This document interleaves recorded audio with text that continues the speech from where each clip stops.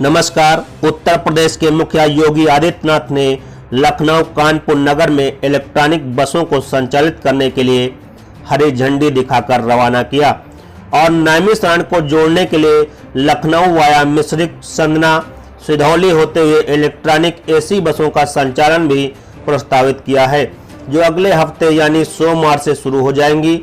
यह बसें नगर विकास विभाग उत्तर प्रदेश के द्वारा शुरू की गई हैं।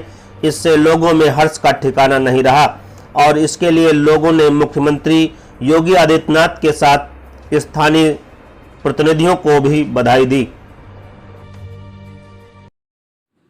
10 दिन पहले मेरे पास दक्षिण भारत से एक सज्जन आए थे मिलने के लिए।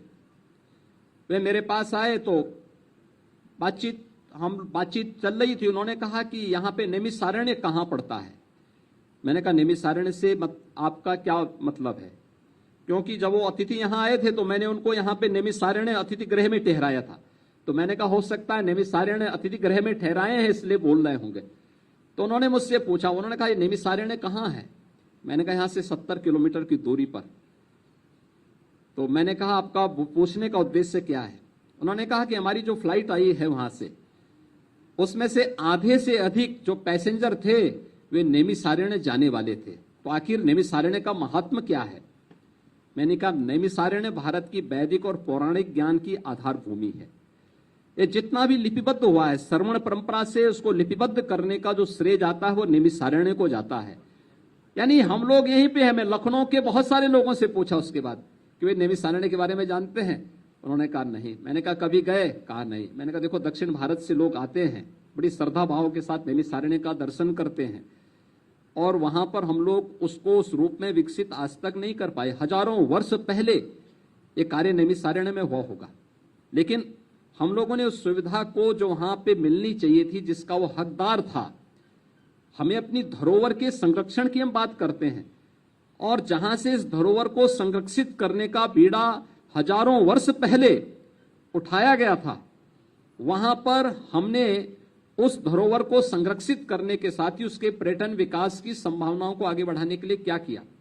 इस पर आज जहां पर्यटन और संस्कृति विभाग इस पर कार्य कर रहा है, वहीं मैंने नगर विकास विभाग से इस बारे में आग्रह किया कि इलेक्ट्रिक बसेज की कुछ सेवा लखनऊ से नैमिषारण्य के लिए भी प्रारंभ करने की तैयारी हो। और उसके लिए हो सकता है कुछ समय लगे, क्योंकि वहां पे चार्जिंग स्टेशन बनाने पड़ेंगे, अन्य सुविधाएं देनी पड़ेंगी।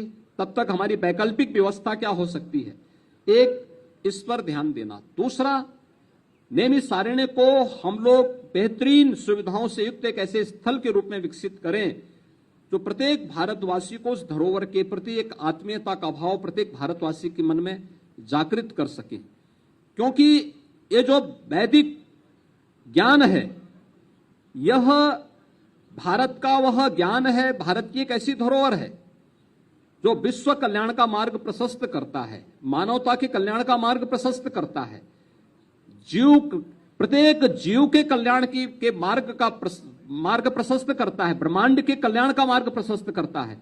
तो आखिर उस धरोहर को संरक्षित करने के लिए हमें जो प्रयास होने चाहिए, उस दिशा में आज नगर विकास विभाग के द्वारा यह प्रयास प्रारंभ हो रहा है कि इलेक्ट्रिक बसेज जो आज प्रारंभ होंगी उनमें से कुछ हम लोग प्रारंभिक रूप में नैमिषारण्य तक संचालन करने की भी एक वैकल्पिक व्यवस्था इसके माध्यम से देंगे। और साथ साथ लखनऊ से पहले चरण में बहुत शीघ्र हम लोग यहां पर हेलीकॉप्टर की सुविधा भी यहां से नैमिषारण्य के लिए उपलब्ध करवाएंगे। और मुझे प्रसन्नता है कि हमारे राज्य मंत्री राकेश राठौर गुरु भी वहीं के रहने वाले हैं। तो मैं इस अवसर पर राकेश राठौर जी को बधाई दूंगा कि वे आज नैमिषारण्य के लिए इस बेहतरीन सुविधा को उपलब्ध कराने में, उनके नगर विकास राज्य मंत्री बनने के बाद ये सुविधा नैमिषारण्य को आज प्राप्त होगी। इस अवसर पर मैं एक बार फिर से नगर विकास को, जो प्रदेश की अर्थव्यवस्था को परिवर्तित करने में एक बड़ी भूमिका का निर्वहन कर सकता है। आज देश के अंदर सबसे अधिक नगर निकाय उत्तर प्रदेश के अंदर हैं। लगभग 752 नगर निकाय हमारे पास वर्तमान में होने जा रहे हैं। इनका विस्तार हो रहा है। एक बड़ी आबादी हमारी अब नगर निकायों के दायरे में आ रही है।